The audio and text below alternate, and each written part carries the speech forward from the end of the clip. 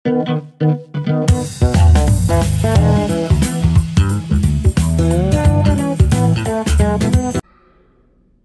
আলাইকুম প্রিয় শিক্ষার্থী ভাই বোন, আশা করছি সবাই অনেক অনেক ভালো রয়েছেন।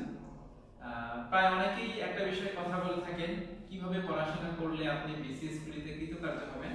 আজকে আমি কথা বলার চেষ্টা করব বিসিএস প্রিলিতে অকৃতকার্য হওয়ার কিছু কারণ নিয়ে, অর্থাৎ একেবারে প্রস্তুতির শুরু থেকে শেষ পর্যন্ত কোন কোন বিষয়গুলো কে বেশি গুরুত্ব দিলে বরং আমরা বিসিএস প্রিলিতে অকৃতকার্য হতে পারি। তো চলুন শুরু করা যাক। তো বিসিএস প্রস্তুতি শুরুর পূর্বেই এমন কোন কোন বিষয়গুলো আছে যেগুলো আমাদের ক্ষেত্রে প্রতিবন্ধকতা হতে পারে। যেমন আমার দ্বারা বিসিএস হবে না, এই ধরনের মানসিকতা যদি শুরু থেকেই থাকে আর পরে যদি আপনি প্রস্তুতি নিতে চান, দেখবেন সবসময় একটা পিছু টান কাজ করবে। হ্যাঁ, এবং এই ধরনের নেগেটিভিটি আসলে আপনার বিসিএস প্রস্তুতির ক্ষেত্রে প্রতিবন্ধকতা তৈরি করতে পারে। এই জন্য সবসময় একটা পজিটিভিটি রাখতে হবে যে হ্যাঁ, আমার দ্বারাই হবে, আমি পারবো ইনশাআল্লাহ, এবং সেই অনুযায়ী আপনাকে পরিশ্রম করতে হবে। এরপরে বলবো প্রথমবার এমনিতেই দিব, সামনের বার একবার ফাটায় পরীক্ষা দিব। হ্যাঁ, এরকম একটা মন মানসিকতা আমাদের অনেকেরই থাকে।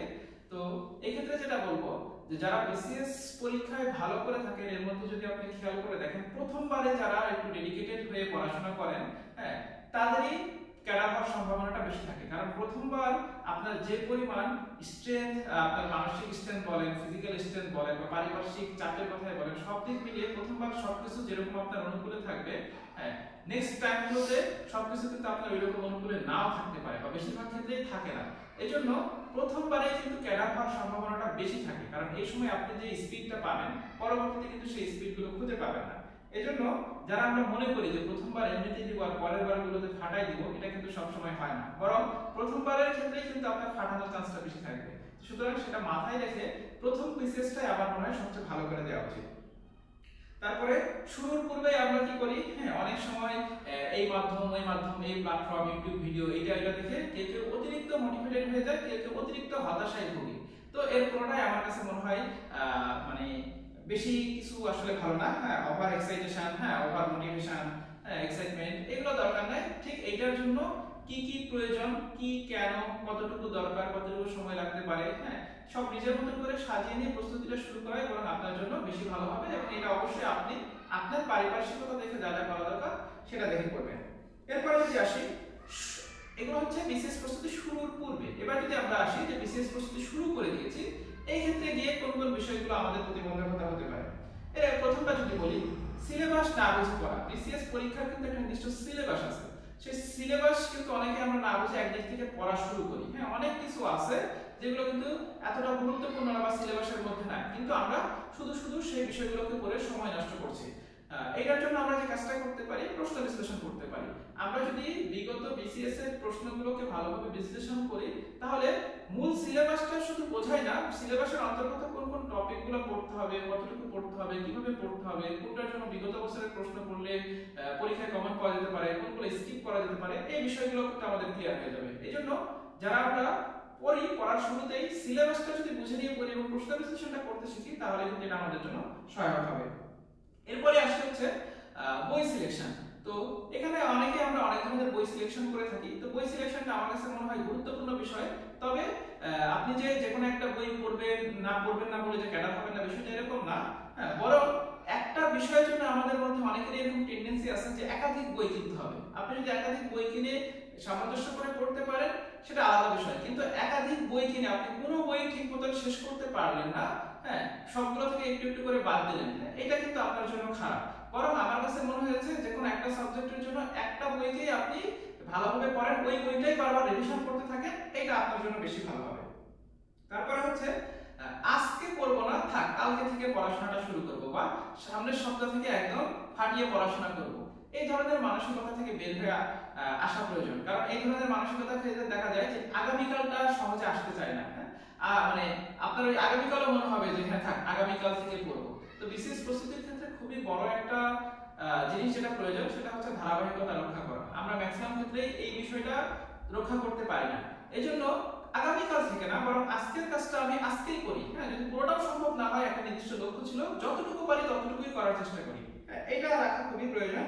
তারপরে হচ্ছে আমরা অনেক সময় পড়াশোনা করতে থাকি, পড়াশোনা করতেই আসি কিন্তু কোনো কৌশল বা টেকনিক অবলম্বন করি না। হ্যাঁ, অনেক কিছুতে কিছু কিছু কৌশল বা টেকনিক অবলম্বন করা যেতে পারে। এই কৌশল বা টেকনিকগুলো অবলম্বন করে যদি পড়া যায় সেটা আমাদের জন্য বেশি ইফেক্টিভ হবে। হ্যাঁ, যেমন পড়া কিভাবে বেশি সময় মনে রাখা যেতে পারে, এমসিকিউ গুলো কিভাবে পড়বেন, এরকম বেশ কিছু কৌশল আছে, এগুলো অ্যাপ্লাই করতে পারলে আপনার জন্য ভালো হয়।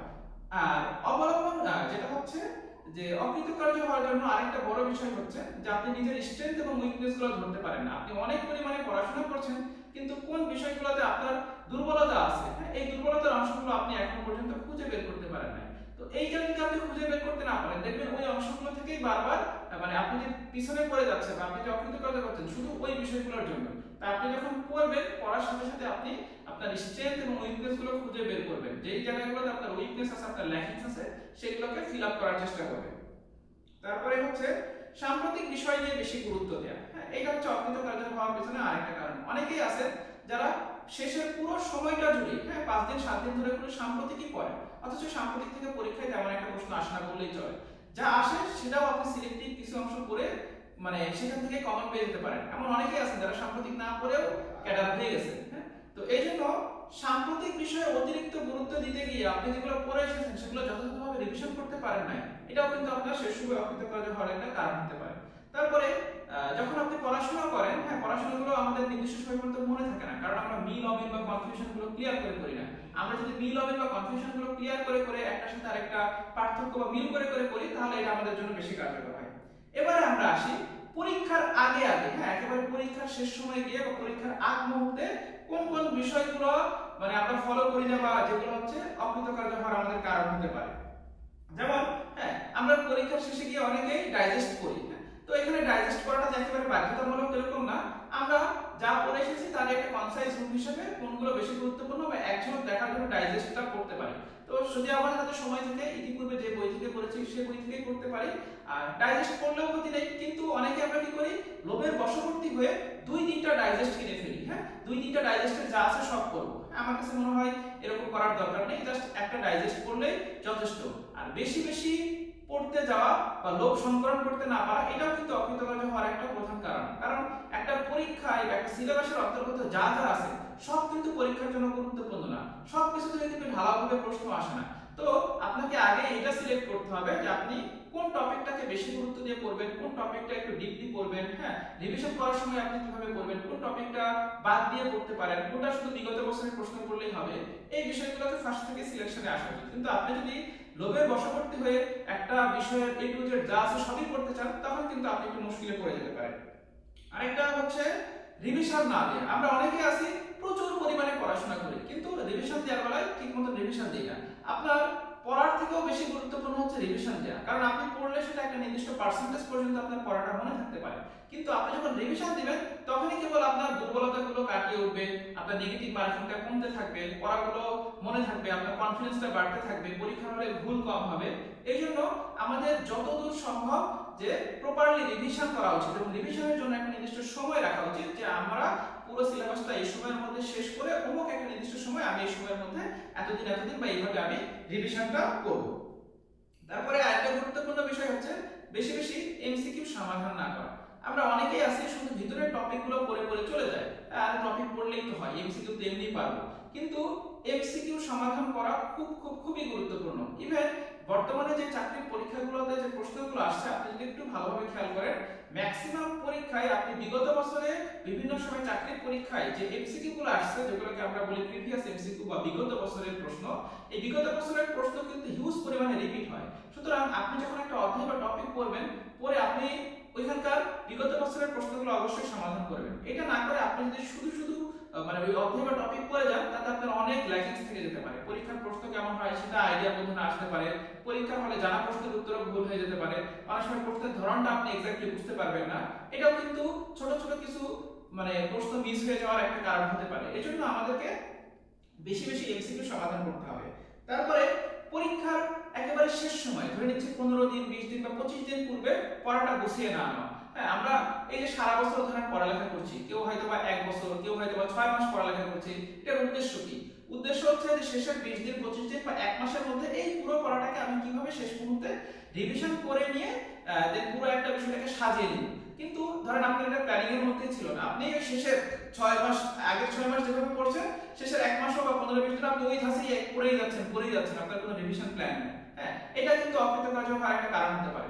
শেষের 15 থেকে 20 দিন বা 25 দিন আপনি এক্সাক্ট কিভাবে কতদিন সময় কি পড়বেন এটা সাজিয়ে নিতে হবে, এবং শেষের একেবারে 1 সপ্তাহ বা 3 দিন 2 দিন বা শেষের দিন আপনি এক্স্যাক্টলি কি দেখে যেতে হবে। এটা যদি আগে থেকে ঠিক না করে থাকেন, হ্যাঁ, তাহলে কিন্তু এটা আপনার জন্য একটা বড় সমস্যার কারণ হয়ে যেতে পারে। কারণ অনেককেই আমি দেখেছি যারা প্রচুর পরিমাণে পড়াশোনা করেছে কিন্তু শেষ সময় এক্স্যাক্ট কিভাবে রিভিশন করবে এই বিষয়টা তাদের প্ল্যানিং এর মধ্যে সাজানো ছিল না, যে কারণে তারা অনেক ভালো প্রস্তুতি থাকার পরেও কিন্তু কোয়ালিফাই করতে পারেনি। তারপরে হচ্ছে নেগেটিভ মার্কিং নিয়ে কাজ না করা। আমরা অনেকেই আছি যারা পড়াশোনা করি, এমসিকিউ করি, কিন্তু তারপরে দেখা যাচ্ছে যে যখন আমরা পরীক্ষা দেই, হ্যাঁ, তখন প্রচুর পরিমাণে নেগেটিভ মার্কিং হয়। অর্থাৎ আমরা কি প্রশ্নগুলোর অ্যানসার ভুল দাঁড়িয়ে আসে, হয়তো বা কি আমরা 200 মার্কের পরীক্ষা দিয়ে আমরা অ্যানসার করেছি, অনেক ভালো মার্কস পেতাম, কিন্তু নেগেটিভের জন্য দেখা যাচ্ছে মার্কসটা 100 নিচে নেমে গেছে। হ্যাঁ, অনেক ভুল হয়ে যায়। এই ভুলগুলো কি কারণে হয় সেটা খুঁজে বের করা, যে আপনার এক্স্যাক্টলি কোন কোন জায়গাতে ভুল হচ্ছে, হ্যাঁ, কেন ভুল হচ্ছে, তার মানে ওই যে জায়গাগুলো সেটা আপনি কিভাবে কভার করতে পারেন। হ্যাঁ, এই নেগেটিভ মার্কিং নিয়ে কাজ করাটা হচ্ছে একটা গুরুত্বপূর্ণ অংশ। এই নেগেটিভ মার্কিং নিয়ে কাজ না করার জন্য অনেকে অনেক ভালো প্রস্তুতির পরেও কিন্তু প্রিলিতে কোয়ালিফাই করতে পারেন না। তারপরে হচ্ছে মডেল টেস্ট না দেয়া। আমরা অনেকেই আছি যে ধুর এমনিতেই পারবে, মডেল টেস্ট দেওয়ার কি প্রয়োজন। তো মডেল টেস্ট দেওয়ার উদ্দেশ্য যে শুধু এটাই যে মডেল টেস্ট দিলেই আপনি একটা মার্কস পেলেই কোয়ালিফাই করবেন, এটা না। মডেল টেস্ট দেওয়ার অনেকগুলো কিন্তু কারণ আছে। মডেল টেস্ট দিয়ে আপনি আপনার দুর্বলতাগুলো বুঝে উঠতে পারবেন, এই মডেল টেস্টে ঠিক কত মার্কস পাওয়া যেতে পারে, হ্যাঁ, তারপরে কোন কোন বিষয়গুলোতে আপনার এখনো মানে পরিপূর্ণ প্রস্তুতিটা হয়নি, কোন কোন জায়গাগুলোতে আপনার কনফিউশন হচ্ছে, এই বিষয়গুলো কিন্তু আপনি ধরতে পারবেন। তো মডেল টেস্ট না দিলে কিন্তু এই বিষয়গুলো পরিপূর্ণভাবে বুঝতে পারবেন না। এছাড়াও আরো কিছু বিষয় আছে, যেমন টাইম ম্যানেজমেন্ট হওয়া, পরীক্ষার হলে এক্স্যাক্টলি এনভায়রনমেন্টটা কেমন হতে পারে তার একটা ধাস পাওয়া, এই জন্য আমাদের মডেল টেস্টও দেওয়া উচিত। তারপরে কাট মার্কস অনুধাবন করতে না পারা।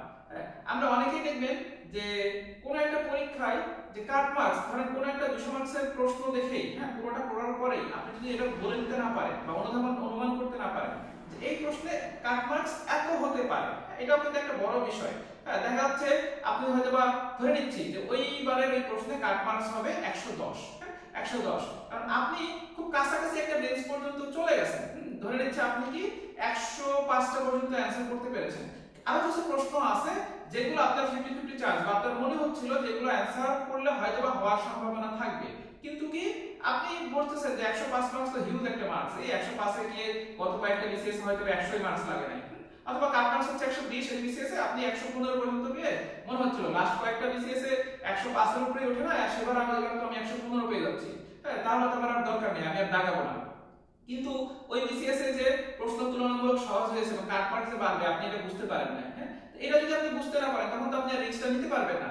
তো এটা অনুমান করাটা কিন্তু একটা গুরুত্বপূর্ণ বিষয় যে কাট মার্কস এই প্রশ্নে কত হতে পারে, প্রশ্ন দেখে কাট মার্কস অনুমান করাটাও একটা গুরুত্বপূর্ণ বিষয়।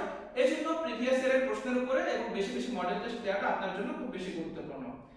শেষ সময় আরো কিছু বিষয় আছে, যেমন সব সময় বাজে একটা চিন্তা করা, আমি প্রিলি পাস করব কি করব না, হ্যাঁ, এইটা নিয়ে সারাক্ষণ চিন্তা করতে থাকা, অথচ মাঝখান থেকে আপনার পড়ালেখাই হচ্ছে না। তারপরে হচ্ছে এক্সামের আগে যদি একবারে বলি, একদম এক্সামের আগের রাতে অতিরিক্ত টেনশন করে আপনার ঠিক মতন ঘুম হলো না, আপনি পড়াটা সবই ঠিক করছেন, এতদিনের কষ্ট সবই ঠিক ছিল, পরীক্ষার হলে গিয়ে আপনার ঠিকমতো ঘুম না হওয়ার কারণে আপনি জানা প্রশ্নের উত্তর ভুল করছেন, আপনি ম্যাথের অ্যানসার করতে পারছেন না, হ্যাঁ, আপনার মাথা এলোমেলো হয়ে গেছে, এরকম যাতে না হয়, হ্যাঁ, রিল্যাক্স থাকার চেষ্টা করতে হবে। আর এক্সাম হলের কথা যদি বলি, এক্সাম হলে আছে আমরা অনেকেই অতিরিক্ত উত্তেজিত হয়ে যাই, এক্সাম হলে এনভায়রনমেন্টটা নিতে পারি না, হ্যাঁ, মাথার মধ্যে অটোমেটিক প্রেসার ক্রিয়েট করে ফেলি, দেখা যাচ্ছে সেখানে আপনার জানা প্রশ্নের উত্তর ভুল হয়ে যেতে পারে, আপনি যারা পারেন ম্যাথ ইজিলি সমাধান করতে পারেন কিন্তু আপনি সূত্র লিখতে গিয়ে সূত্র হচ্ছে না, হ্যাঁ, এই ধরনের প্রেসারগুলো কমিয়ে নিয়ে আসা, হ্যাঁ, এই জন্য আগে থেকে আপনার প্রস্তুতিটা গ্রহণ করা। তো মোটামুটি আমি অনেকগুলো পয়েন্ট নিয়ে কথা বলার চেষ্টা করলাম। আমার কাছে মনে হচ্ছে একজন প্রার্থীর প্রস্তুতির শুরু থেকে শেষ পর্যন্ত আপনারা কম বেশি সবাই মনে হয় এই সমস্যাগুলো ফেস করে থাকেন। এই বিষয়গুলো শুরু থেকে যদি আপনি একটু করে এখন থেকে একটু সতর্ক হন, হ্যাঁ, এগুলো কাটিয়ে উঠতে পারেন, এই বিষয়গুলোতে মানে মনোনিবেশ করার চেষ্টা করেন যে না এই ভুলগুলো আমার হচ্ছে, আমি এই ভুলগুলো করবো না ইনশাআল্লাহ, হ্যাঁ, এগুলো আমি দূর করার চেষ্টা করব, তাহলে আমার মনে হয় একজন প্রার্থী শুরু থেকে পূর্ণাঙ্গ গাইডলাইন মেনে বিসিএস প্রিলিতে কৃতকার্য হওয়ার জন্য যা যা করা প্রয়োজন তিনি সবগুলোই যথাযথভাবে করতে পারবেন, ইনশাআল্লাহ প্রিলিতেও কোয়ালিফাই করবেন। তো আজকের মতো এখানেই শেষ করছি, সবাই ভালো থাকবেন, সুস্থ থাকবেন, আসসালামু আলাইকুম।